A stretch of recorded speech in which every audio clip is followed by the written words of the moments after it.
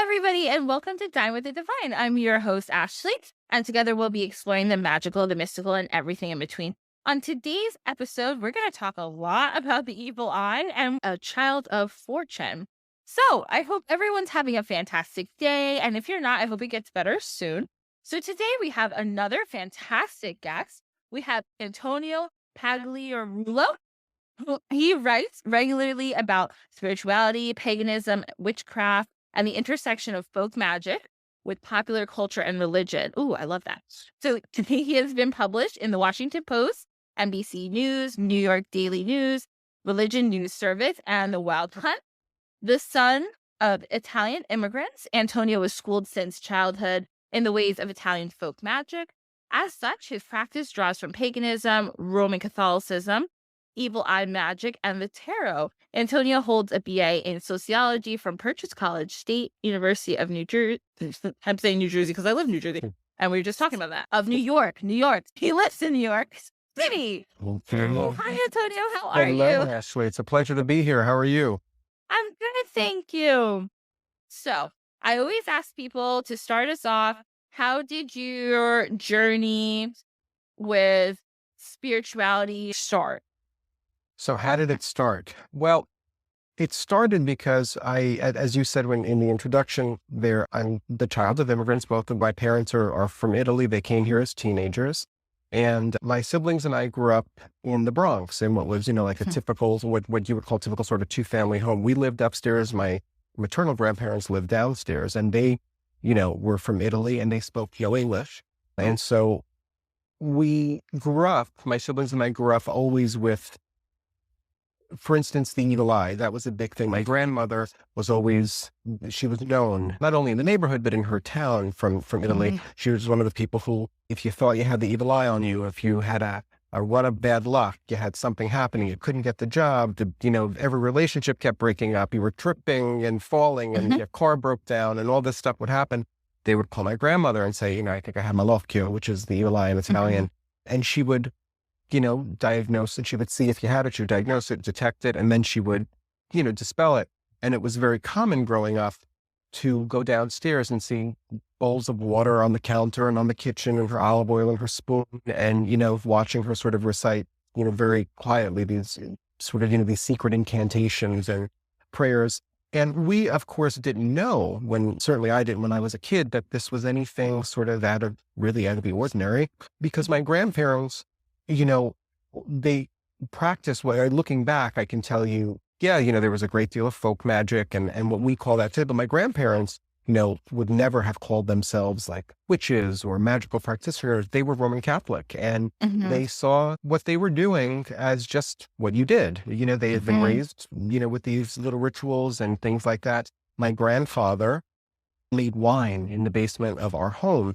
And he did everything according to the moon, even with the garden he planted in the back, growing tomatoes and basil and things like that. He did everything according to the moon. He would even, once the barrels of wine were sort of done, he would move them up on shelves according to the phases of the moon.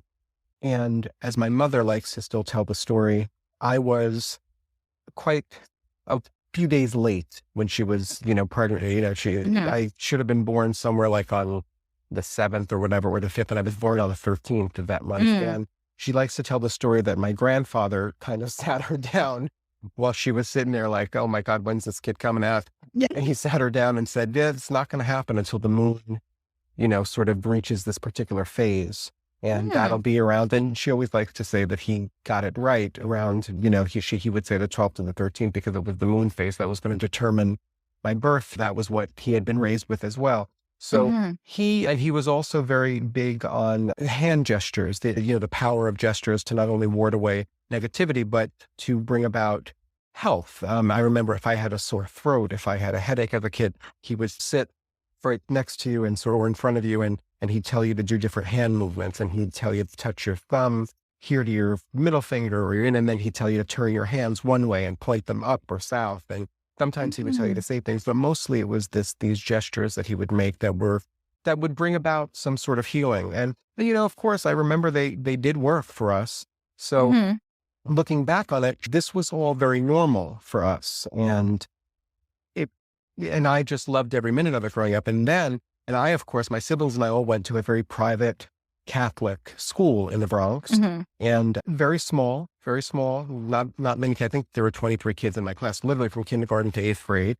And Mhm. that was its own world, and Mhm. I then went to high school here in Manhattan, and it was a public high school. And it was like this, I can't even explain what it was like to go from Catholic school, 23 kids, to this. I went to LaGuardia High School. So I went to a high school of Mhm. performing arts in the city, and Mhm. we got there, and it was this culture shock in a way, because I had friends suddenly who were not like me at all. They were different faiths and cultures Mhm. and ideas. And I remember right away in the cafeteria, and when I was sitting with friends, and somehow we got on the issue of, some of the things that I wore. And you'll see a lot of Italian people, or Italian Americans, will wear things like the red horn. And a lot of people ask if it's Mhm. a pepper or something like that. Yeah. Excuse me, it's the red horn, the cornicello, or the mano which is the two horns. If, raise your index finger and your pinky up, you get the Mhm. horns there.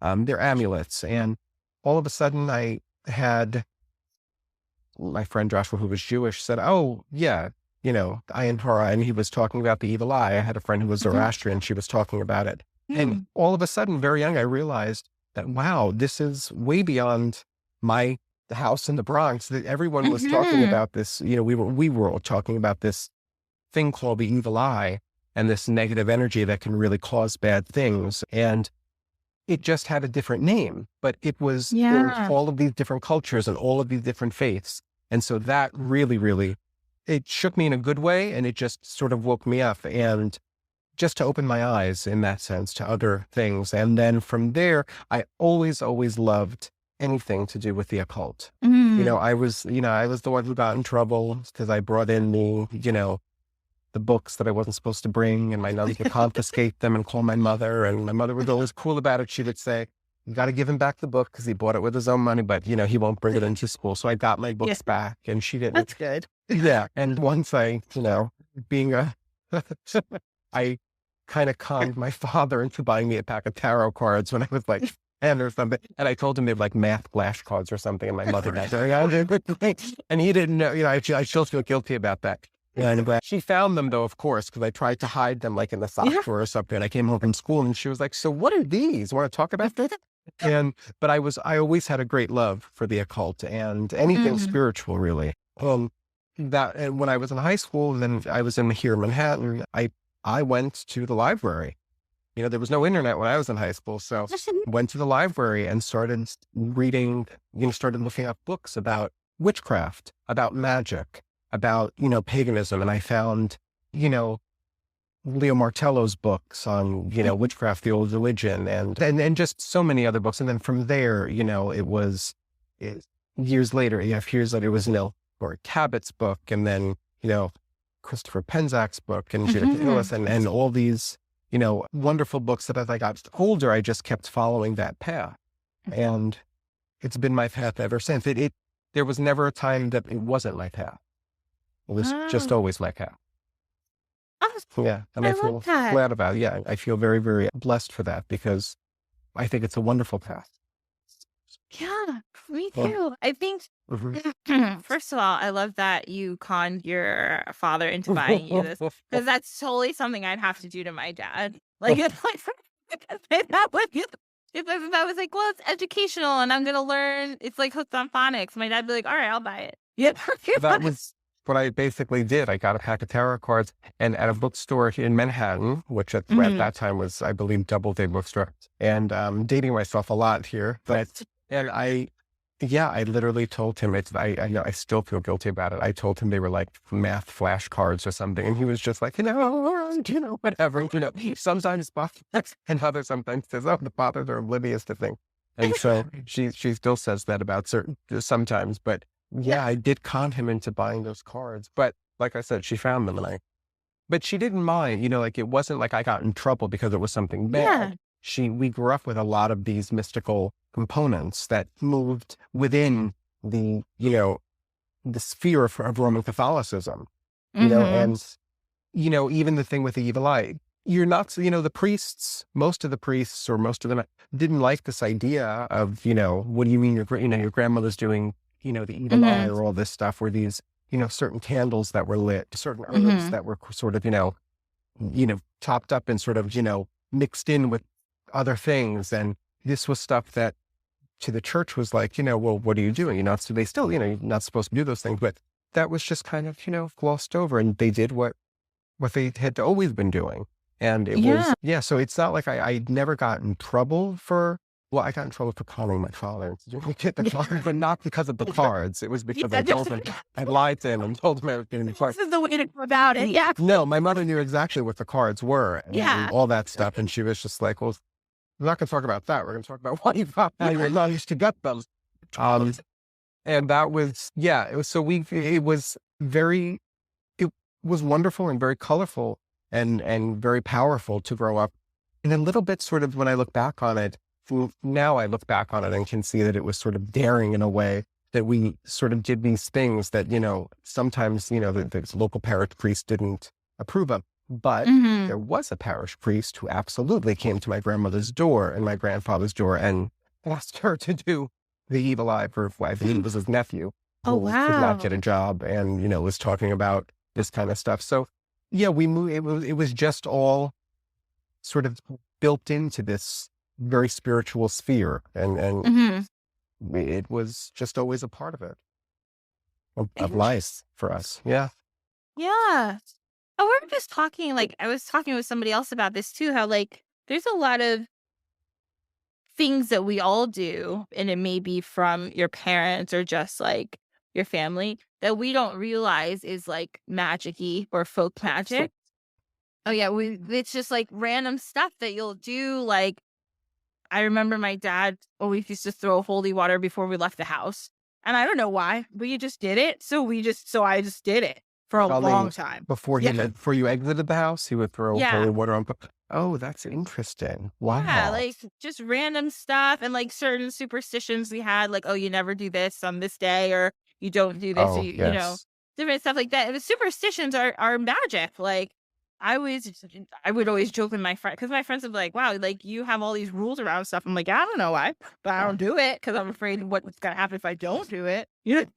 It's ingrained in you. And growing up Italian, one of the Italian superstitions, we were never allowed to start something on a Tuesday or a Friday.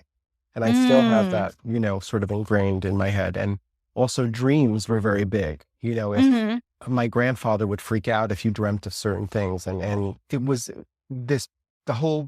all the symbolism was really, really just about the town where he grew up, because if you dreamt of things like, for instance, pears, if you dreamt of a pear tree or pears, it was like, oh my God, he would floor them when we went to school. He said, oh my God. Or if you dreamt of water, that symbolized tears. It was a very, very sort of was an omen of, something, be careful, we grew up. Yeah. And those things stay with you. At least they do. Certainly for me. And if I start something on a Tuesday, I'm like, oh man, what am I doing now? I don't know. This is gonna, can I start it tomorrow? It's, and they stay with you. Yeah. Exactly. Isn't it so that reminds me of, if anybody's listening to this and I'm wrong, I'm sorry, but I'm pretty sure it's this law. So in Ghana, there's no fishing on Tuesday. And they're like, oh, it's because of, maybe everyone needs a day off from fishing. But the real reason is because the sea god is most active on Tuesday. So they're like, oh, he might get pissed off if we do too many fish, too much fishing. And this is a government law, but it's just it's so, everybody just agrees, yeah, you shouldn't fish on Tuesday. So if they see someone fishing on Tuesday, everyone's like, oh shit, you're about to get murdered by the ocean. And and what's the root of that that sort of idea? Yeah. Exactly. Yeah. It's so fun. It's so interesting. And numbers too. Numbers, I remember, a big thing in Italian culture. For instance, here my siblings and I were born here, and growing up, it was 13 was this bad number. I was born on the 13th, but in Italian culture, 13 is a lucky number. It's immensely, lucky. 17, kind of in a lot of places in Italy, not a good number, but 13, it's oh wow, 13, that's great. That's a good lucky number. And my mom said that when I was born, there were some of the nurses was like, oh, today is the 13th or whatever. My mom, then people, the Italians showed up oh my God, yay, the 13th. We love this. And she said they were like looking around like, what? What? It's bad luck. And they were like, no, it's good luck. So all of these different things. Yeah. And it goes back to these roots of, some thought or some belief that was likely attached to magic or what would come of something other than, just what's there on the normal plane, so to speak. Yeah. Yes. And I always wonder if you go really far, like you go like 100,000, like, I don't know. I'm terrible with science, but I know a long time ago.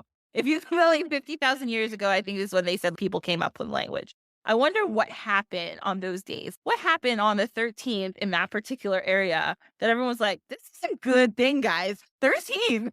Right. You As know? opposed to in another area where they said, oh man, let's not do this day again. It's like 13 Yeah. is bad. Yeah. Yeah. It What's does make that, you like, wonder. yeah, what happened and how did we determine all this stuff? I always think, because I feel people think back then, they didn't have as many advancements as we did, but I'm like, I feel like because they did, they had to pay attention to like so much more shit than we have to. Like, because if your whole day and your whole life is dependent on the weather and like how everybody feels that day and how everyone in the town is functioning, because you can't get your crops if the farmers, and you have to pay attention to so many things that I feel that's how they figured out all these different rituals and spells, because they're like, it has to be these exact conditions for us to like prosper as a neighborhood or whatever. It's an interesting thing to think about. And that's actually one of the threads there about the evil eye. When I started to really research and sort of go back, it was this idea that people often say to me, people who've read the book, well, I get a lot of emails and I love getting emails. I thank anybody who wants to email, you can email me right through my website. And people say that whole thing, there's a fine line between understanding it, being aware of the evil eye, but then you have to, because I say in the book, you have to live your life. Yeah. And you can live it, the way you need to live it, but you have to just live it, with a sense of awareness about things. And as opposed to just, not every compliment is going to be a curse. Not every compliment is going to have, that sort of underlying idea of, the evil eye. Not every sort of, but, I talk about, one of the ways to get the evil eye, and I'm sure we'll talk about this after, is in boasting. But not every time you stand up and say, hey, guess what great thing happened to me or to my family, or here, look at that. Not everything is going to get you, the evil eye, that tempting fate. So there's a very fine line. And I think we probably learned how to sort of, straddle that line, so to speak. But way back when, I even remember, my grandparents were much more superstitious about things, and they lived in that way. And it wasn't only my grandparents. It was, when I was a kid, it was that sort of time. And we grew up in a neighborhood and we just knew there were certain things. If somebody, dreamt of something, or, there were so many omens, so many things. If a certain bird, I remember if you found like a dead bird, like on the, those, they'd fall out of their nests sometimes, little baby bird, they get it. Like, nobody move, nobody go anywhere. Not today. They're not showing here, just stop. And those things are also rooted. But superstition, and it's a fascinating thing when you look back how many superstitions there are, and yet the evil eye is something that has survived for, so long. Thousands of years. A lot of the other superstitions didn't, but why? You look up and you get to that question about why did the evil eye as a superstition and as a belief, not only a superstition, but as a real heartful belief that survived. And it's because it's ingrained in, it's a supernatural concept, but it's really rooted in ourselves. It's rooted in the human condition, something very natural, our emotions. And everybody fears, getting a curse on them. But even if you don't believe on it, you don't want bad energy. And everybody at the same time has felt jealous. We've all felt jealousy. We've all felt envy. We've all felt resentment. We've all felt anger. And I think we've also all been on the receiving end of those emotions. You can kind of feel it when someone's angry with you or just jealous or envious. You can feel that. And I think when you look at certain superstitions, this is one of them in the evil eye that has survived because of that. And it continues to survive, and it continues to just be ubiquitous around the world because we all, being envious. We've all experienced that. It's a human. It's a human emotion. Mm-hmm. Yeah. Ooh, very well said. It's true. Okay, so we're going to talk about our dish of the week. So every week, you guys know we talk about a dish.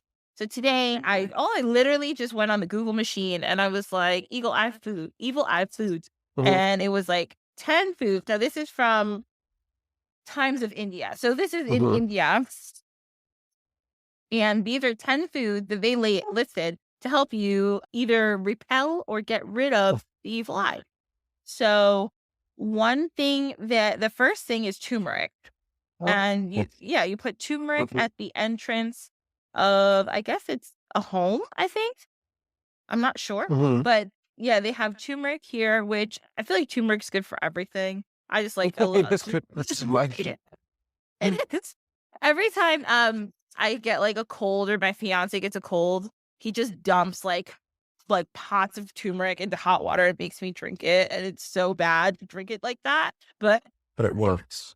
It works. I mean, I feel better quicker, I think. I don't know. Or it's psychological. I don't know. Either way, it's fine.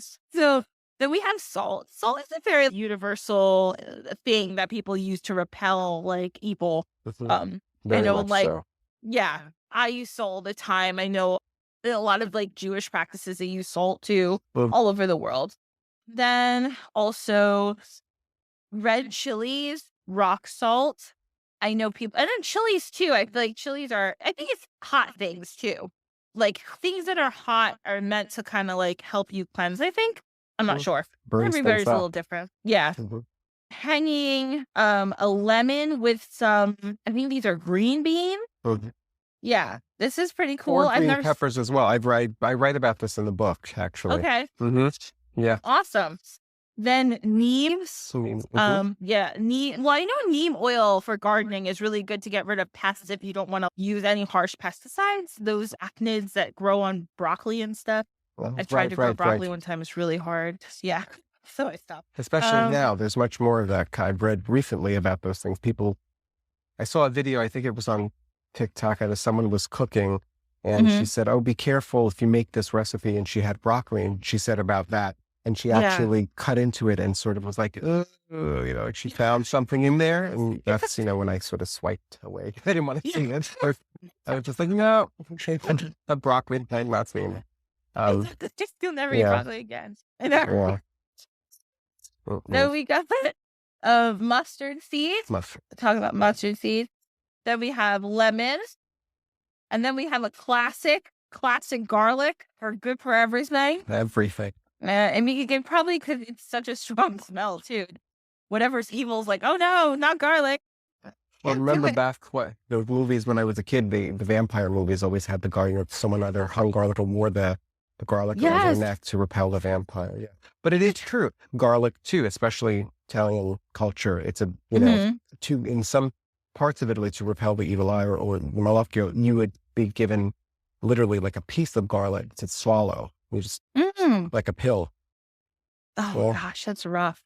Like, I mean, it probably works, but like, to just swallow peppers, like, yeah. I mean, and the peppers were always a bunch of red, the peppers. Often they still are in the kitchen, and that's meant also to repel the evil eye. Oh, yeah. Wow. And in the book I mentioned, someone gave me a custom that she had done, and it was taking rice. And it was wrapped in a bag, and you sort of bat it against your neck if you think someone was doing the evil eye. It was I believe it was the uncooked rice, and it was maybe it was turmeric. I'm not sure what the spice was, but lots of foods have been used and still are. And also like eggplant, phallic shaped objects. Those are all always used to repel the evil eye. So people will have, the eggplant in a certain part of on the table. Yeah, there's a whole big thing about food from different cultures that have the power to repel the evil eye. So it's a fascinating topic. Yeah, it really is. And the last one is that burning coconut and then rotating around the head of a domestic animal can prevent the animal from the effects of the evil eye. Which I thought that was so interesting. I was like, that is very fascinating. That I did not know. Although the coconut, Yeah. I do believe I wrote about, it was taking a coconut and turning it either with a certain direction and then smashing it. That Mm. was also something that obliterated the evil eye. Wow. So many things. Oh my Lots of gosh. them. So I love it. So we're gonna continue this. So, but first, of course, I have to do my plug. So, so if you like this show, keep listening to it. This is Dine with the Divine. We're Dine with the Divine. We're on TikTok. We're on all these social websites: TikTok, Threads, Instagram. Yeah, I think that's Facebook. And if you really like it, I just would so much appreciate it if you gave us a little rating or review on podcast, Apple Podcast, Spotify, whatever platform you listen to your podcast. If you want to give me a tip, you're more than welcome. There's a link in the show notes.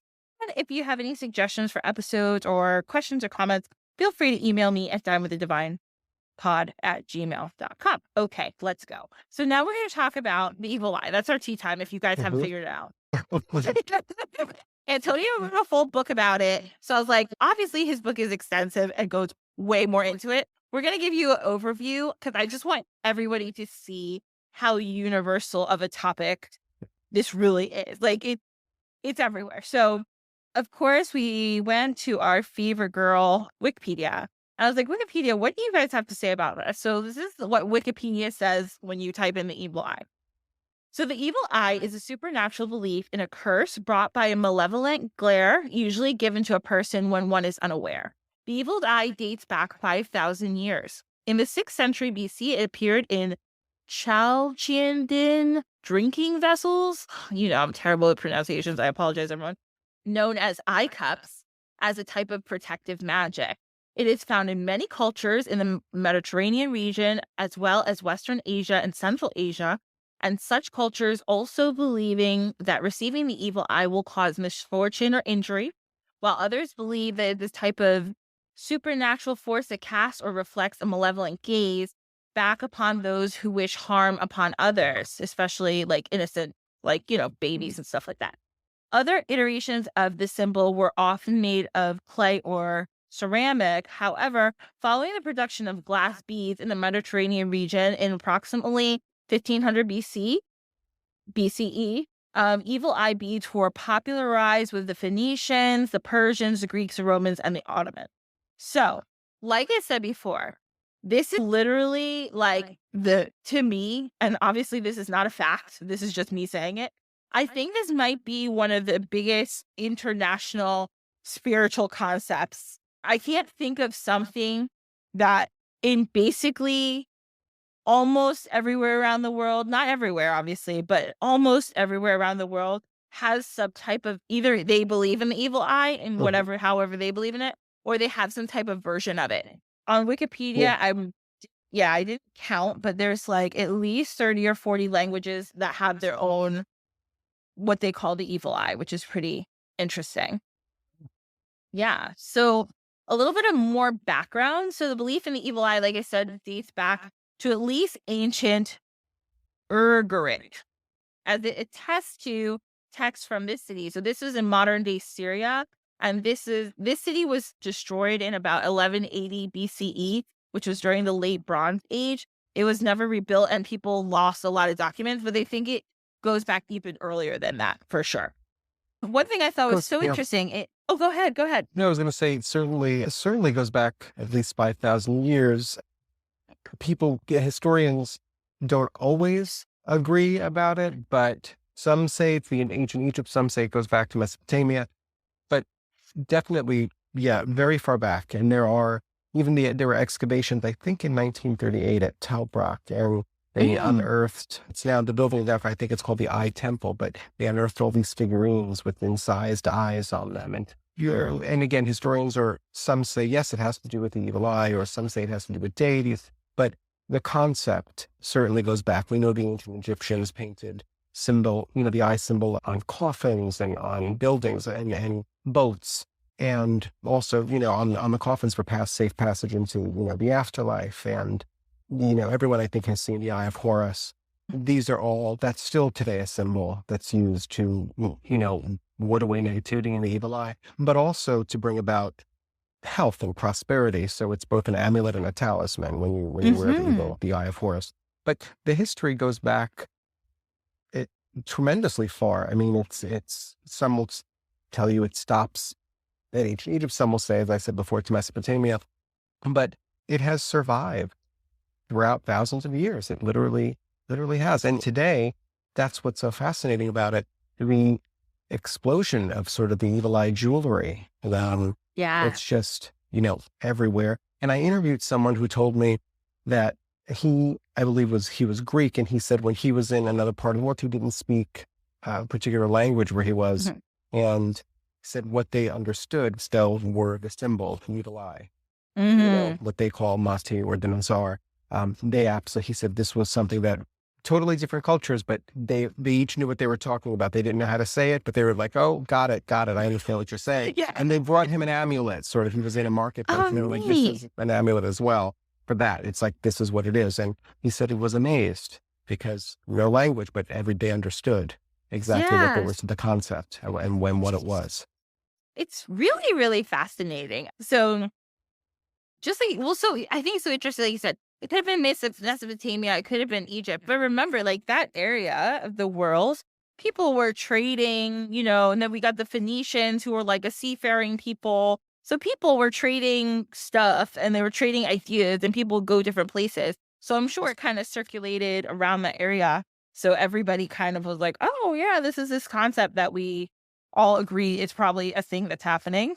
And way back when, I mean, there was a period, I also mentioned this in the book, there's a period where the sight is accomplished, extramission versus intramission. And it was a time when it was believed that rays, like an energy, actually, they were emitted by the eyes and sort of Mhm. like these tendrils kind of thing. And that's how sight was accomplished. Now, of course, there's the idea of intramission, not the idea, we know sight is accomplished through intramission, but some people still believe that the energy can be emitted through the eyes. And that was an old belief.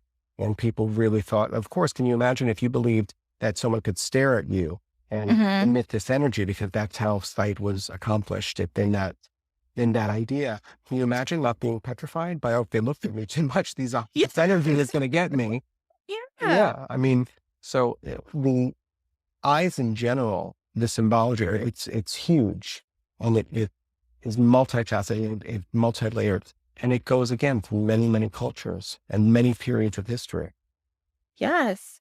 Yes. It's so cool. So a couple of different places it was mentioned. It was a bunch of Greek philosophers and historians, Hesiod, Plato, Plutarch, Hmm. Pliny the Elder. All of them had mentioned it in different books that they wrote and different anthologies and things like that.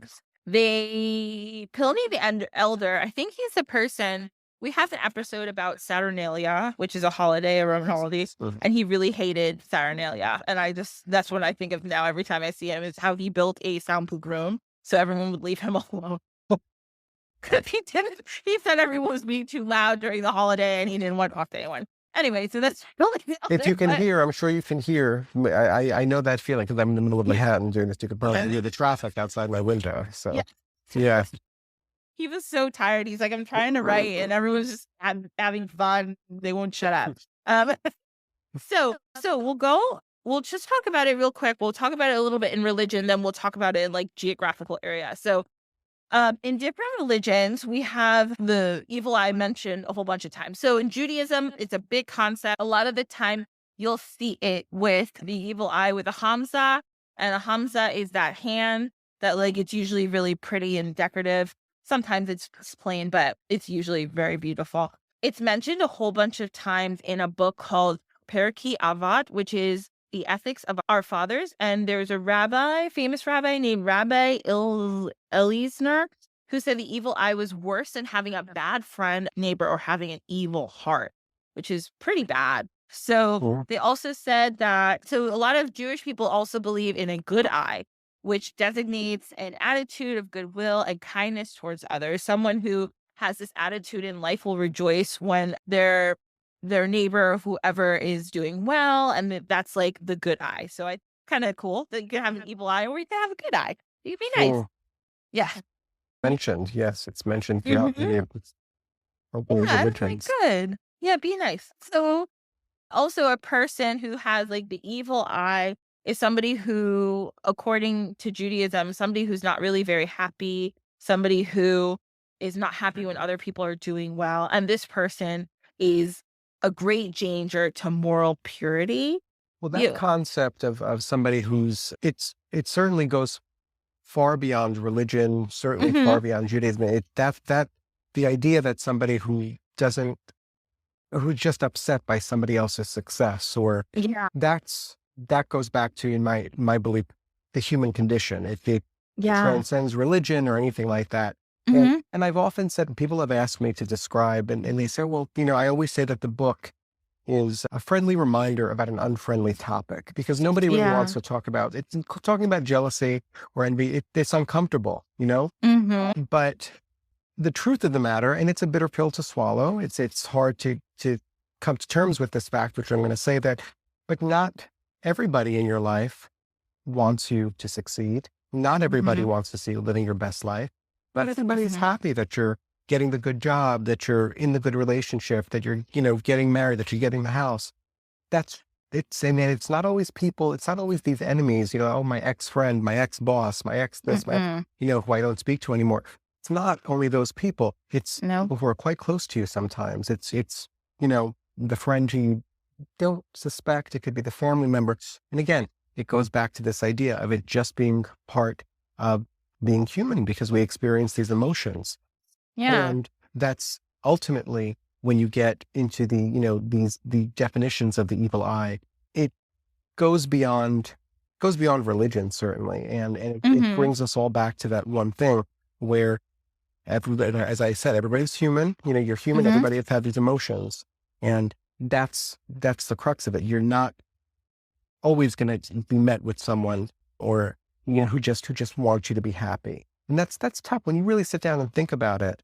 You can think, well, what do I mean? I have a nice group of friends, or a nice group of coworkers, or whatever it is. Then not everyone wants you to succeed and be happy. And it's unfortunate, but it is real. And that's where Mm-hmm. becoming aware of the evil eye. That's why it's so important to be aware of it. Oh yeah. So even you saying that, I have that has happened to me in my life. I had a friend who I didn't realize really didn't want good things for me. I think about the evil eye in a way that also, I think an evil eye is a way to conceptualize the fact that sometimes people can just think bad things for you Hmm. also. And I Hmm. think that can materialize too. Just like, people love to talk about manifesting, and you can also manifest shitty things like Of for, course. and if the other person is kind of aware or realizes it. I know I had a situation where I knew somebody who I was working with, and we were very, very close. Meanwhile, they couldn't stand me and I didn't realize. And then when I tried to like confront this person and try to talk them out, it didn't work. But like all these shitty things started happening to me at work. It was wild. Like I was just like all these bad things started happening to me.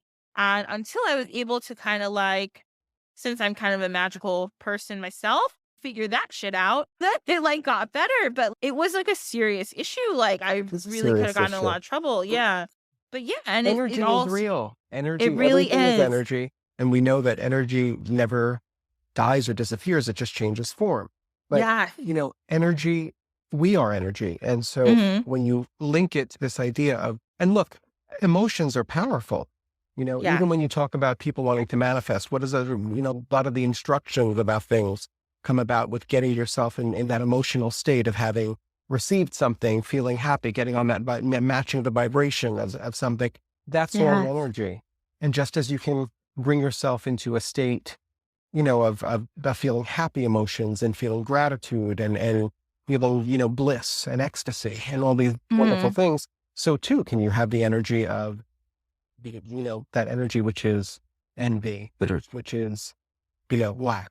What Hmm. what do I lack but someone else has? That Yeah. brings you into right there, brings you into jealousy. Why does that person have that? I should have it. Yeah. I work just as hard. Why did he Hmm. get it, not me? And this is sort of a tennis game that goes back and forth kind of thing. Hmm. And that's where the energy comes from. And when that energy starts to manifest in your life, you do recognize that negative things start happening. Mm-hmm. And which brings you into the idea of how do you stop that? A lot of people think, and look, the bottom line too is, yeah, we can't control, most of the circumstances of life and Mm-hmm. things like that. Stuff happens, and some of it's, scary and bad. And why did that happen? A lot of it is very good, but you can control how you protect yourself. You can control how you protect your home, your livelihood. You can control how you want to protect your the lives of your loved ones, your bank account, and your objects, your new car, your old car, anything like that, your jewelry, your book, anything you want. For me, of course, I'm obsessed with books. I just, so for me, I want to protect it all this piles of books I have everywhere. But, that's what you can take an active role Mm-hmm. in doing. You can say, you know what? I'm becoming aware of what the evil eye is. I'm becoming aware of the fact that, it's okay to recognize that sometimes this person's energy or this person in general just might not wish me well. And Mm-hmm. I don't want that energy to sort of spill into my life. So I'm going to take the steps to deflect it. I'm going to, you wear amulets, there are rituals, there are different prayers, there are many things you can do. There are herbs that have, no prayers, if you don't want to Mm-hmm. pray or do anything in that, in sort of that realm. It's very, very possible and real to sit there and to look and to do a ritual, a simple ritual, or a more in-depth ritual, a more elaborate ritual. It's what you choose, but you can be in control of your protection and how you're creating, the protection magic in your life. And that's so much of what the book is about and gets into, because once you're aware of it, you start to see things and you start to recognize things. And Mm-hmm. once you recognize it, you've turned your life into a whole different direction, because you can look up and say, oh, wow, look at all these bad things that happened. That's not normal, I mean, look, everybody experiences bad luck. Okay. We all have Mm-hmm. that idea of bad luck. Oh, the tire blew out, I tripped going down the stairs and this happens. But, you know, when you have 7, 8, 9, 10 things happening in the span of 2 weeks, um, you got to look up and say, wow, this is a little bit more than just random bad luck. It's Yeah. got to have a source somewhere. That's where you get into this, get into the evil eye. And that's where someone who becomes knowledgeable about it and knowledgeable about energy, and then knowing how to recognize it, how to diagnose it, and then how to, repel it, how to cure the condition or how to deflect the condition. Once you become aware of that, you do look at life differently, because you become Mm-hmm. empowered in a different way. And Yes. you just start to say, you know what? I felt something tonight. This person I just met, whether the new coworker, the friend, maybe someone I saw 10 years ago, I saw them now, family member, Mm-hmm. whatever it is. They felt something strange. I didn't like that comment. Yeah. There was something, it was a sugar-coated comment. There was a little dagger in there that I Mm-hmm. recognized. So now I know what I'm going to do. I'm going to light my candle. I'm going to say my prayer. I'm going to put salt here. I'm going to do this ritual. And that takes your life and your energy into a different Mm-hmm. direction. And also it shields you from that person the Yes. next time you see them, it shields you from other energy out there. So that's why it's Mm-hmm. so important. It's so important to be aware of it. It really is. Yeah. Oh, I love that. Oh, so many good things. In Antonio's book, he has way more details. So please read it, because what I'm giving you is just like the quick and dirty notes about the evil eye. Mhm. So also in Judaism, there's a lot of different rituals centered around protection of the evil eye for children and babies. So especially in parts of Europe, like Alsace, southern Germany, Switzerland, there's special kinds of neckbands that are worn by babies to protect them, and boys to protect them during their births, which is the ritual circumcision. So that's Judaism. So that in Christianity, there's a bunch of different parts in the Bible where they talk about the evil eye. In Luke 11:34, I didn't read it, but that's what it says here. Jesus references the evil eye as the lamp of sorry, not the evil eye. He references the eye as the lamp of the body. And if a person's eye is generous, then their whole body will be full of light. And if the eye is evil, then their whole body will be full of darkness. So there's a couple other books in the Bible where they talk about the evil eye. Well, Go ahead. it's alluded to even in the parable of the workers in the vineyard, which I think is Mm. Matthew 20 and 1 through 16, I think. And you have the group of workers are kind of angry. They're dismayed because they get paid the same amount as these workers who did far less or worked Yeah. far less. And, why should someone who works less get paid the same amount as somebody who works more? It's kind of this universal question. But the landowner in the parable basically responds, I think is it not lawful for me to do what I will sort of, with my own money? And Mm-hmm. do you think my eye is evil because I am good, because I want everyone to sort of do this fairly? That's referring to envy. They're envious. These other people you can hear my cat in the background. Can you not hear my cat in the background roaring? Okay. Yeah. No, listen, so it's a witchy apartment.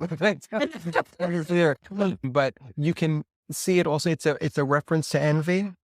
And in so many there's a wonderful series of books. It's called Beware the Evil Eye. And the scholar John Eliot actually theorizes that in the scripture, in original language, held, I think it's I think he said as many as 23 or 24 references to the evil eye that basically were kind of over time obscured in the translations. So it's very much alluded to and even, look at the 10th commandment, thou shalt not covet, and that's the 10th commandment. What does that refer to? You shall not covet. That's jealousy. That's envy. Do not, coveting something, you're envious of it. And that's a big sort of question. Does that refer to the evil eye? I mean, doesn't it? If you think about it, when you're coveting something, you're talking about envy.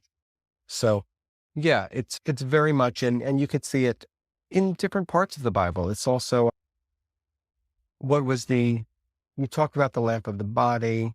I'm going through, and we talked about the landowners. I mean, the one about where the Sermon on the Mount, with the eye is the lamp of the body. It's, the darkness, I believe, is a reference to greed and ill will. Yeah. If you have that, then your eye is dark, and what you're looking at, and the way you look at things is going to be envious, because you're going to see the lack of things. If that sort of darkness that is mentioned there, you're looking at the lack. You're not seeing the bounty. You're not seeing all of the good things in your life. You're seeing what's not there. And when you see what's not there, you see who has what you don't have, or what you want. And so there you start the envy all over again. So it's alive and well in the ancient texts. Yeah. Yes, it's everywhere. And last but not least, for the religious part, we got in Islam. Now, the first thing I thought about when I saw this was, well, here it says, in Islam, the evil eye is a common belief, just like Antonia had said before, about individuals wanting to cause harm to people and looking at them and it being caused by jealousy or envy. And it made me think of, and again, I know this is religious versus cultural, but I know in a lot of Arab countries, if somebody compliments you, like, oh, I like your earrings, then like you take off your earrings and give it to them. It's like a very common thing I know in a lot of Arab countries. I don't know if that has anything to do with like evil eye. I'm interested to know. If anybody knows, please let me know. According to the Hadith, the traditions of the Prophet Muhammad, it said that the Prophet said, the evil eye is, and I'm slightly paraphrasing it, but I do include this in the book, and he says the evil eye is real. If anything were to overtake the divine decree, it would be the evil eye. And I know that scholars reference verses, I believe 51 and 52 about Kalam as being like sort of the links to the evil eye. Those are sort of like the evil eye verses. I know when I was researching that, the Encyclopedia of Islam, it's believed that the evil eye may have fatal consequences. One of them says it even specifies it as the cause of half of all deaths. A Moroccan proverb, I think, puts it at 2/3. But you can see it very much there. Many Muslims I interviewed said that taking a bath Well, sure, the evil eye, when you receive a compliment saying, the phrase mashallah, which means Yeah, that's what I was getting a gonna say too. compliment. Yeah. So you certainly see it throughout the Quran, referenced or at least alluded to in the Quran. Mm-hmm. Yes. Yeah. Yeah, that was my thing. And mashallah is something that, you See, hear all the time, yeah. when And you're in around Islam. Judaism, it's fascinating. You spoke about Judaism earlier, and Mm-hmm. you could see it a lot alluded to in the morning prayers. The lie is implied. It's not explicitly mentioned in the Torah, but very deeply implied in certain places. You have in Mm-hmm. Genesis, Jacob blesses his son, Joseph, and saying that he will be, a fruitful vine by a fountain hanging over a wall. And the reading that the rabbis of the Talmud, the reading of a Hebrew word from the passage to reinterpret the blessing to mean that Joseph's descendants will never be susceptible to the evil eye. Mm-hmm. That blessing, it's reduced over time, and the phrase Ben Poret Yosef, which translated means the fruitful son.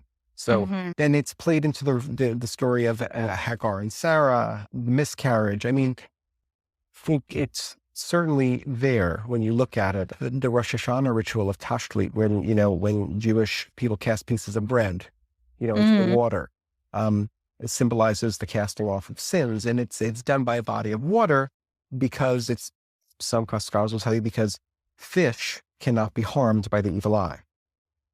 Hmm. Yeah. Interesting. So it's Okay. very, very, very fascinating. And I forget which other, I forgot if it's the Bava Matzia. I forgot what it was called, but the saying is that in a graveyard, 99 of the 100 deaths are a result of the evil eye. Wow. Yeah. Yeah. I do I reference it in the book. And- So you can see it again, just about everywhere in many of our world religions. Yeah. Certainly on as well as Hinduism or Zoroastrianism. Mhm. So it's not only, Judaism, Christianity, and Islam. You can see it throughout many of the religions. Yes. Yes, Yeah. absolutely. So this is a big belief in the Caribbean and the West Indies. And a lot of people believe that, especially in Trinidad and Tobago, there was a large population of people who immigrated there from India to work in like the late 1800s. So they believe that a lot of it comes from the Indian subcontinent and Hinduism. So there's a lot of belief there in the evil eye, also from the French, and we'll get into that. So there's a lot of rural legends. There's a lot of different things people associate it with the color blue. So sometimes they'll wear different blue things or have blue bottles or hang blue bottles from trees to help get rid of the blue evil eye. There's different kinds of beads that they make jewelry out of and they wear, and sometimes bathing in the sea, just kind of like you just mentioned, maybe it has something to do with the fish, but Or bathing and then you the talk and water. the Water water, is yeah, that you the just talked about with purification. Judaism Yeah. too. Yes, getting rid of the evil eye that way. Someone who's born with a blight in the eyes, when such a person is admired as a child, so that means that baby has like maybe have the evil eye on it. And sometimes it's seen that a doctor won't be able to fix it. So it's like if somebody's having all these problems or even health problems and a doctor can't fix it, they may go to somebody who tries to get rid of the evil eye. And some of it comes from Hinduism, especially in different islands where there's a large population of people who came from India, but also in some Afro-Caribbean traditions, such as spiritual Baptist and Orisha traditions. They have special pieces of jewelry like talismans that can be worn to also ward off the evil eye, or even just using a big safety pin for babies. And we talked about Babies, hugely babies. susceptible to the evil eye. I want to just, for anyone who's listening, I want to just clarify for people who might be wondering, when the evil eye, we've talked about it being a negative force that's cast through a look, and that look is born Mhm. from envy. But I want people to understand that when I explain it, there are basically three ways. The first is literally someone is envious of you and they let you know it. They give you a nasty look, or they give you, the not so nice compliment, or they just let you know. Mhm. It's very sort of overt. It's out there. They don't like you. They're jealous of you. And you know it. That's one way. Another way is And this is when it's an unconscious casting of the evil eye, which someone gives you a compliment and yet they don't know that they might have some underlying feelings of envy or jealousy that they're Mm. not even in touch with. Kind of Mhm. know, but really not really. They don't want anything bad to happen to you, but they're a little envious of that new house that you got, and they're there. But this is the practice of saying, if you've ever seen someone say, "Oh, I'm beautiful baby or beautiful house. God bless you. God bless this house. Mhm. God bless." Knocking on wood in parts of Italy was where when you got a compliment. When I was a kid, we spent a lot of summers in Italy, and Mhm. when you got a compliment, you'd have to spit in certain parts of it. You Mm. were taught. So these rituals, knocking on wood in parts of Italy, it's tocco touch iron, something Mhm. iron. All of these things are done when you give a compliment or even when you receive it. It's to ward away the evil eye, just in case it's something that's sort of unconscious. So that's the Mhm. second way that happens. The third way is that you can bring about the evil eye through boasting. You can do it. You can bring it upon Mhm. yourself. You go out there and you constantly talk about everything that, all of your awesome plans, I got the raise, I got the new house, I got the new partner, I got the new car, and everything's going so great. That's the way, you're tempting fate. You're tempting the eye because you're talking too much about Mhm. that. So there's a fine line between sort of boasting and celebrating success. You want to celebrate Mhm. your successes. You want to celebrate your family's successes. That's natural. Of course. But how many pictures do you need to post about that on Instagram? How much Mhm. do you need to sort of go out there on social media and broadcast these things? That's where the fine line comes into about boasting. So those are the basic three ways that Mhm. you can, the evil eye can be cast, or that you can bring it upon yourself. And Mm. I want people to, I always try to make people understand that, because they do have questions and say, well, what do you mean? Did someone give it to me? Did they mean Yeah, to? Did yeah, they yeah. not That's a mean good to? point. They might not mean to, but Yeah. it happens anyway because they might have some. That's why it's important to know sometimes to say, if you're giving a compliment, listen, I grew up with this stuff. So when I give a compliment, if I see a kid and, oh my God, it's beautiful. God bless you. That's comes out of my mouth all the time Mhm. because Mhm. it's what was ingrained in me, but I believe that as well. I just Yeah. want to give the blessing. So the Mhm. lie is, averted. Yeah. Those are the ways that are very important. I didn't mean to interrupt you like that. No, I I'm know glad you some people did. always ask me and say, well, Mhm. can you clarify? And I think I want people to understand those ways. Yeah. Oh, glad you did. So, also in modern Greece, so there were some certain prayers and certain things you can say to figure out if someone has the evil eye. So there is different versions of the prayer depending where you live, but one of the common ones is Holy Virgin Our Lady, if so and so, the person's name is suffering from the evil eye, release him or her a bit. So this is repeated 3 times.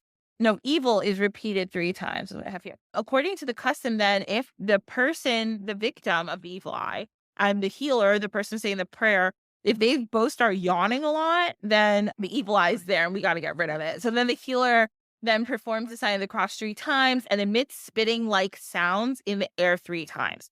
There's a couple other different tests and you can look at them. I'm going to post them up. But so that's in Greece. So then we also have the Assyrians. So this is like Syria and some of the surrounding areas. They have a ruby eye pendant, which is one of the things that wards off the evil eye for them. This is a belief that was strong with the Assyrians. And they also use a blue and turquoise bead with 2, 7, or 9 small holes resembling eyes around the necklace. And it's often worn and said to be a protective, like, talisman. So then we go to Turkey. So then you talked about Nazars before, Antonio. So Mhm. a Nazar is a handmade glass featuring a concentric. Oh gosh, It I can can't say, talk tonight. it can also be, and that's what people, it's the blue circle, Yes. the white, and then there's the black dot. So a lot of people call this, I'm going to put on my evil eye. That's sort of Hmm. what people say, but in fact, you're putting on what's called the Nazar. And Nazar, yes. that's what the symbol that people see, the very, very common one with the blue. Mhm. And that's a Nazar. People will say, I'm putting on my evil eye, but you're actually putting on a Nazar. You don't want to put on. Yeah, yeah. But If you yeah. haven't done that yet, it's bad. But people do say it, and it's so, people say, but You in know? fact, yes, it is called an azar. Yes, Yes. it's very cool. I have one too. So these are popular in, okay, let me run through Oh, this. everywhere. Turkey, Turkey, Romania, Albania, Northern Macedonia, Bosnia and Herzegovina, Bulgaria, Greece, Cyprus, Syria, Lebanon, Jordan, Palestine, Egypt, Armenia, Iran, India, Pakistan, Uzbekistan, Afghanistan, Turkmenistan, Iraq, and Azerbaijan. And it's hung everywhere. You guys know what it looks like. It's hung everywhere. People have clothing, necklaces, bracelets, There are carpets, there are area rugs, there are, everything. everything that have Yes, the it's Nazar on them. there. Yeah, the Nazar or the Hamsa, the symbols are just everywhere. Everywhere. So then we also have it in Ethiopia, and we have it, belief of this in Senegal. And again, I'm just going to tell you the country so we can get to our story, because I really love our story today. We have it in India, and that's kind of where our story is going to pop off. So we'll get to that. In Pakistan, and then we have in Italy, a lot of different, just like Antonia has been talking about, there's a lot of stuff going on in Italy with the evil eye. This is like a very like a lot happening. Lots and lots, yeah. I think you probably could have just written your book just about Italy and the evil eye on a point. Malakir is it's serious. Like, serious stuff. It's serious. I mean, all these places, it's pretty serious, but It's serious. Well, yeah. I mean, even just everywhere that I've written about, you can see it. It's like you said, it's serious. Just about everywhere. I mean, there's no place that really sort of takes it as, in terms of places that I've written about in the book, that just sort of, oh well, no, it's not really serious. It's very, very serious. No rituals, like I said, to warn it, to diagnose it. It goes. It's very, very in depth. Yes, it really is. And then serious you have business. Yeah, you even have it. It's not like you even have it. There's nothing wrong with Malta. It's just a random place. I was like, Malta. I was like, very big in Malta. Yes. Yes, Malta is one of those places. Everybody, this is your fun fact of the day. It's like very easy to get Maltese citizenship, apparently. So all these people doing illegal activities will just go and make like that they live in Malta for a year, like get a Maltese address. And then you can get citizenship, and then they do all their illegal activities away from their country. I've never heard that. Yeah, I was watching an episode of 60 Minutes, and they were like, the world was like, Malta, can you guys calm down? Because we're doing illegal stuff. Then you have it all over Latin America. You have it in Brazil, which is it was mostly brought over by the Portuguese. And again, Spain, you have it. Again, Spain brought it over to all of Latin America. And then most of the time, and it talks about obviously in the United States because of all the different immigrants from all the different places who brought it here. So that's a little overview of where you can find the evil eye, basically everywhere. Okay. So today's story, I read this story and I was like, I kind of liked it. I thought it was an interesting story. So this story comes to us from the like Bengal region of India. So this is in eastern India and Bangladesh, that kind of area. So this story is called The Evil Eye of Sani. And I had never heard this story, but I really liked it. Okay. So up in the heavens lived Sani, who is the god of bad luck, and Lakshmi, who is the goddess of good luck. So a lot of us have seen Lakshmi. She's this beautiful woman, and usually it's like pink roses and stuff. Like, she's really pretty. So Lakshmi, it's Lakshmi. Lakshmi is the goddess of good luck. And Sani and Lakshmi got in a fight because they were like, who's more powerful, is it me or you? So they stopped talking. And then up there, they were like, we need to start figuring out how to settle this argument. So they both decided they were going to pick a human who was really smart and like a good person. So they found this one guy, and his name is Sirbatsa. So Sirbatsa was super wise, and he was kind, and he was just all around like a good dude. So one day, Sirbatsa found out that Sani and Lakshmi were coming down to see him. And of course, if two gods are coming to your house, you get a little nervous because you're like, what's going on? He got a little nervous. And then he found out what the problem was going to be, that they wanted him to settle this argument. So he's like, oh, shit. He's like, if I pick Lakshmi, then Sani, the god of bad luck, is going to curse me. But if I pick Sani and say he's more powerful, then Lakshmi is never going to give me any good luck. So I'm kind of like damned if I do and damned if I don't. So he's like, okay, this is what I'm going to do. I'm not going to talk. I'm just going to let my like my feelings. Like, I'm not going to tell them how I feel. I'm just going to like kind of make it known and you'll see how. So he was like, he got 2 stools made. One stool was gold and one stool was silver. And he put them on either side of him. So when Lakshmi and Sani came to the house, he told Lakshmi to sit on the gold stool and he told Sani to sit on the silver stool.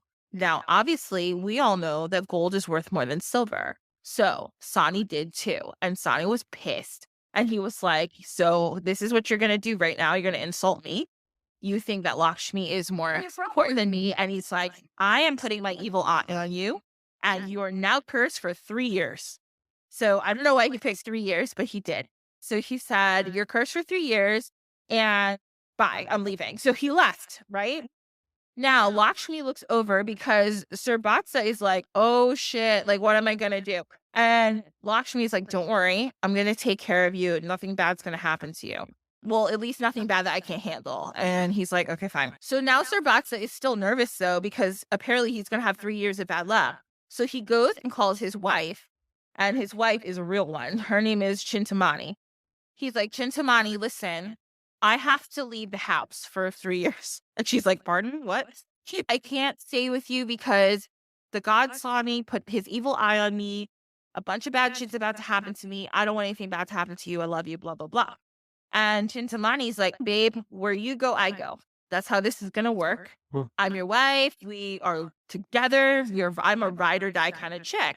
And then he's like, okay, please don't say that. You have to stay. So they get into a little bit of an argument. But he realized that Chintamani is not that kind of partner. She's not going to bow out when it gets tough. She's going to stay. So Sherbatsa is like, okay, fine. So he's like, this is what we got to do. We got to leave. I think we got to leave the house for like 3 years and we need to just like wander. So they do. So Sherbatsa tells Chintamani, go get the mattress, cut a hole in the middle and put all of our jewels and stuff in there. So she's like, no problem. So she goes and does it. They wrap up the mattress and they start on their trip. They don't know where they're going, but they got to get out. So they start walking. Oh, and before they start walking, Sir Batsa, he calls Lakshmi again. And he's like, Lakshmi, do me a favor. I'm coming back to this house. By the way, guys, Batsa is he has money. Like, he's not a super rich guy, but he's got some money. He says, I want to come back to my house. Please protect my house while I'm gone. And Lakshmi is like, okay, no problem. I'm going to make sure nobody messes up your house. She's a goddess. She can handle it. So Chintamani and Sir Batsa start walking. And they're walking, and they get to a river. Now, the river isn't so deep that they couldn't cross it. But they were like, we got a little money. Let's ask this ferryman that we just see to help us cross the river. So the ferryman's like, no problem. I'll help you guys cross the river, but I can only take one person at a time and one item at a time. So it's going to have to be like you, dude, you, lady, and then the mattress or one of those combinations. And Sir Batsa's like, are you serious? Can't you just take my wife and the mattress and then take me after? And he's like, one at a time. So he gets the mattress. He's like, I'll take the mattress first. Puts the mattress in his boat and he starts getting across the river. All of a sudden, out of nowhere, this is a river. This is not the ocean. A big wave comes and bats him upside of the boat. The boat goes flying. The mattress goes flying. The man goes flying. They're never to be seen again. That was all their money, all their riches. So Sir Batsa's like, here we go with this evil eye shit. It's starting. So he's already like, oh my God, this is so bad. But Chintamani's like, I know this really sucks. Let's just keep walking. You know, this is our lot in life. Let's just go. And Sir Batsa's like, okay, fine. So they start walking again and they get to this village. And at this village is a bunch of like lumberjacks, basically, a bunch of guys who cut wood. That's how they make money in this village. The village is kind of poor. But Sir Batsa's like, that's no problem. I can cut wood if I need to support, me and my wife. That's not a problem. So he goes to the villagers. He's like, oh, do you guys mind if I come and cut wood with you? And all of them are like, that's fine. So Sir Batsa goes into the woods with all these dudes and starts cutting wood. And when he does, he realizes that all these men are just cutting wood, whatever kind of wood they find. Sir Batsa is smart, right? So he sees sandalwood and he says, okay, if I cut this wood and cut it really fine, really nice, I don't have to, number one, I can sell it for more money. And number two, I won't have to work as hard because I'll be making more money. And surely that's what happens. He would cut like half the amount of the other dudes and would still make more money than them when he went to the market to sell it. So the other guys got mad at Servatza because they're like, what? Like, you can't be here making more money than us. And they ran him out of town, him and his wife. So Servatza and Chintamani are on the road again. So they start walking. They get to another village, and this is a village full of weavers. So these weavers, they spin cotton. Chintamani was like, oh, I can spin cotton. That's no problem. If that's how we're going to support ourselves, don't worry. I got you, bro. So she starts spinning cotton, and come to find out, Chintamani is actually amazing at spinning cotton. Her cotton is the best cotton. Nobody's cotton is as beautiful and as fine as hers, and she's making mad money. So all the rest of the ladies start getting kind of pissed off at Chintamani because they're like, what the hell? Like, why is your cotton so much better than all of ours? It's not fair. So Chintamani started to get the feeling that the other ladies didn't really like her, and she's talking to her husband about it. And he's like, you know what? Let's have a party. Since we're making decent money off your cotton, let's have a little get together with the rest of the village. And she's like, okay, cool. She's like, I'll cook. Now, here's the thing. Chintamani, she can throw down in the kitchen. She's a cook. Like, so all the villagers come. Everybody eats Chintamani's food. And they're all like, oh my God, this food is the best food. This is amazing. To the point where, which this is super rude, all the dudes go back to their wives and they're like, you guys are terrible cooks compared to Chintamani. And you all need to take cooking lessons and you're good for nothing. Because that's not cool. But that's what happened in the story, everybody. Don't yell at me. So that's what these men said to their wives. So now this made the wives dislike Chintamani even more because they're like, oh, so you're the reason that we're getting insulted and our husbands are being mean to us. All right. So one day after the party, Chintamani was at the river and she was bathing. And then she was bathing next to this boat. This boat had been stuck on the side of the river for like weeks at this point. But nobody had been able to move it. The men who were running the boat were not able to move it. Chintamani somehow pushed the boat just with her one hand, and it moved. So the men who saw her do it, who were the men on the boat, they were like, oh my God, what kind of magical strength does that lady have? They're like, you know what we should do? Kidnap her. So they did. So the boatmen kidnapped Chintamani because they were like, well, you know, your strength is probably going to help us along the road, so we're just going to kidnap you. Now, they're pulling Chintamani into the boat, and she's screaming and shouting, and all the other women are there also bathing and washing their clothes. And because they didn't like her, they didn't say a word. They just let it happen. Poor Chintamani. So she's on the boat, and she doesn't know what to do. Now, all this news gets back to Sirbatsa, who was doing something else at the time. Sirbatsa loses his whole entire mind because he's like, what is happening? Who took my wife? So he's lost it. He's running crazy. Literally in the story, it says running mad through the village. He's just running around. He doesn't know what to do. So then he tells himself, you know what I'm going to do? I'm going to the river and I'm going to walk up and down the river till I find this freaking boat. Like, I'm not doing anything else. I'm just going to walk up and down the river. So that same day, he goes to the river. He walks along the river till he can't walk anymore. And then he climbs a tree and thinks, okay, maybe if I climb this tree, I can have a better view of the river and I can find the boat. So all night he's in the tree waiting for a boat to come by and it doesn't. So he's super disappointed, right? So now it's morning. So he gets down out the tree and he starts walking again. And he sees a cow, Kapila cow. So this is a cow that can't have babies, but it's constantly making milk. And every time it's milked, it will produce. So, you know, Sherbatsa lost his mind the day before. He hasn't eaten. He's racked with grief because he can't find his wife. But he sees this cow. So he milks the cow and he's laying there and he's enjoying the milk. And he's like, all right, what am I going to do? I'm depressed, but at least I got some milk. That's good. And then he looks at the cow's poop and realizes that the cow's poop is really bright yellow. He's never seen bright yellow cow poop before. So he looks a little bit farther away and he sees where the cow poop, like the cow had pooped somewhere else where it was dry. And he walks up to it and realizes it's super hard. And he picks it up and the cow's poop turns into gold. And he's like, what a discovery. So he goes back to the cow poop that was soft and he writes his name in the cow poop and he puts it to the side of the street. Now, he stays in this same place for days and he's drinking the cow's milk. He's looking for the boat and every time the cow poops, he's collecting it and writing his name on it. Now, okay, back to Chintamani. Meanwhile, she's still on the boat and she's panicked. She doesn't know what to do. So Chintamani, here's the thing. She was a hottie with a body. She was a beautiful lady, okay? And she thinks to herself, some bad shit's about to happen to me with these dudes who were bad enough to kidnap me. They're going to do some other terrible shit to me. So she prays to Lakshmi, what they said was an very unusual prayer. She says, Lakshmi, please make me hideously ugly to these men to the point that they won't even want to touch me. Like, please, because I don't want anything bad to hurt me. I don't want them to hurt me. So Lakshmi immediately, she put her plan into place. All of a sudden, the men came down to go see what was going on with Chintamani.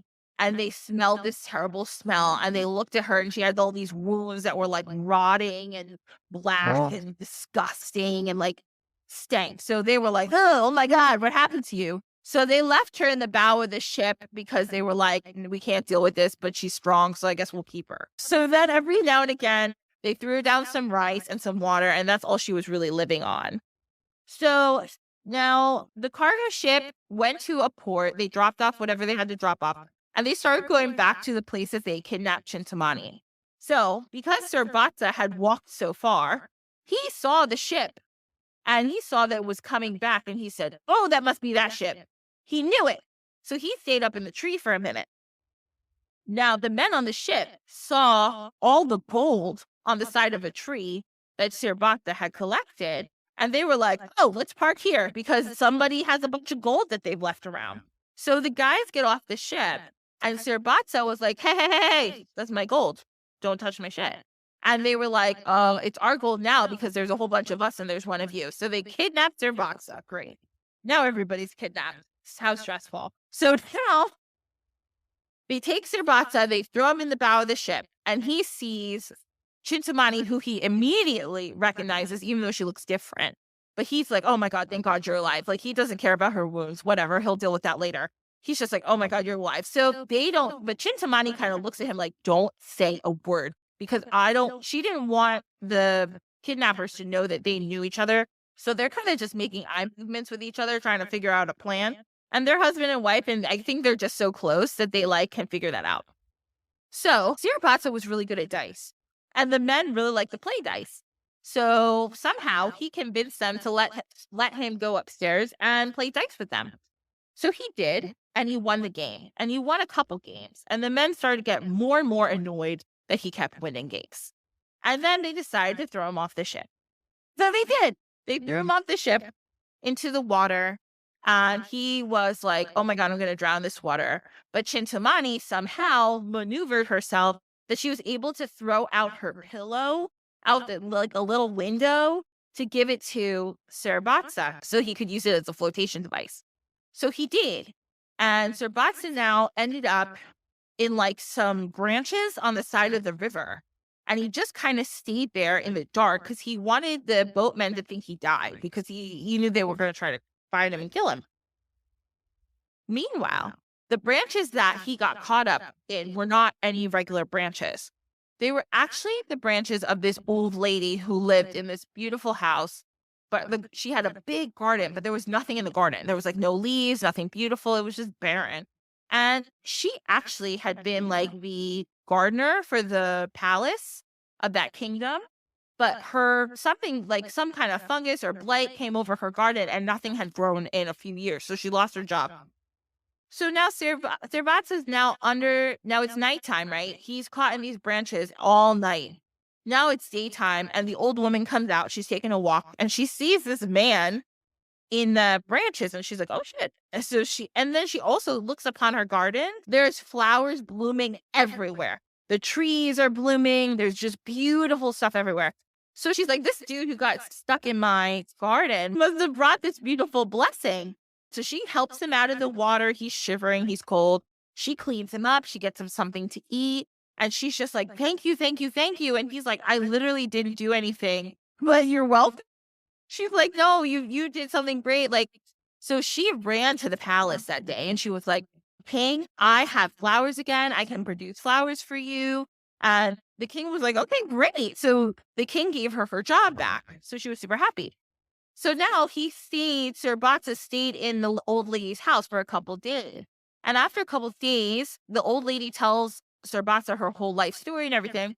Sir Batsa's like, do you think you could do me a favor? Do you think you could get me like a meeting with like the king's minister to see if he can get me a job? The old lady's like, yeah, I could do that for you. You just saved my whole life. Like, you gave me back my profession. So she goes to the king's minister and talks to him. The king minister is like, no problem. He meets with Sir Batsa. And he's like, Sir Batsa, what kind of job do you want? He's like, I would really love a job where I could collect toll for the people on the river. And the guy's like, okay. He's like, that's a really random job that you want, but fine. So he gets a job where he's a river toll collector. So, of course, what happened? One day, he was on the river collecting people's tolls, and the same boat that he had been kidnapped on came by. This is only a few weeks later. He detained the whole boat, because now he's like part of like the royal government, so he can do that. He detained the whole boat. He took all their shit out of the boat. First, he found a bunch of gold. And the men were like, you can't take our gold. That's our gold. And he's like, oh, really? This is your gold? Why is my name on it? Everybody remember? He put his name on the cow poo, which was gold. So he said, why is my name on it? And they were like, ah. So then they had to give him the gold. Then a woman walked out of the bow of the ship. As soon as she walked out of the bow of the ship, all of her wounds went away and she was back to being as hot as she was before. Chintamani was fine, thank God. And Sir Batsa hugged his wife, and he's like, oh my God, thank God you're fine. I'm so glad I got you back. So the king heard this story, and the king was like, this is the wildest story I ever heard. So Sir Batsa and Chintamani got to hang out with the king for a couple days because he couldn't believe this story. And the king went and restored all of Sir Batsa's riches because he was just so great. He gave them horses, he gave them elephants, and he told them to go home and that they would be cured from the evil eye. By this time now, I guess it had been the 3 years and the evil eye was over. So actually the name Sir Batsa actually literally means child of fortune. And so Sir Batsa became, again, what he was formerly known as, which was a child of fortune. And that's the story of the Evil Eye of Sani. What a tale. I didn't know that one. Yeah. I was like, yeah, I really enjoyed that. I was like, that was fun. That was a good story. Yeah, I love there's it. Yeah. twists and turns. I know. I love a good twist. I was like, this is like full-timey M. Night Shyamalan. Oh gosh. So thank you, everybody. This brings us to the end of our show. So Antonio, thank you so much for being here. I really appreciate it. Thank you. It was a pleasure. Yeah. And if you just want to let people know where they can find you on the internet, about your publications or anything about you, feel free. Sure. So my book is The Evil Eye, The History, Mystery, and Magic of the Quiet Curse. You can find me online at antoniopagliarulo.com or italianwitch.com. And you can reach me through my website there. Awesome. Okay. Everybody, all those links are in the show notes as always. So please feel free to go and check out all that good stuff. And Antonio writes all about paganism and witchcraft. There's a tab on my website about my most recent published articles from different media outlets. And yeah, definitely check them out. Yes, they're very, very good. Very well informed. I love it. Thank you. Thank you. Oh, yeah, your writing is fantastic. I appreciate that. Yes. So everybody, again, this is Dine with the Divine. And we're on Instagram, Threads, TikTok, Facebook. And if you like the show, please feel free to give us a rating or a review. Again, it helps a lot. You can listen to us for free anywhere where you can find your podcast. And if you have any suggestions for episodes or comments or questions, feel free to email me at dinewiththedivinepod@gmail.com. And if you want to follow me, Ashley, I'm at SankofahS. That's SANKOFAHS. And Sankofa Healing Sanctuary on Facebook. Thank you all for being here and have a wonderful week. Bye bye.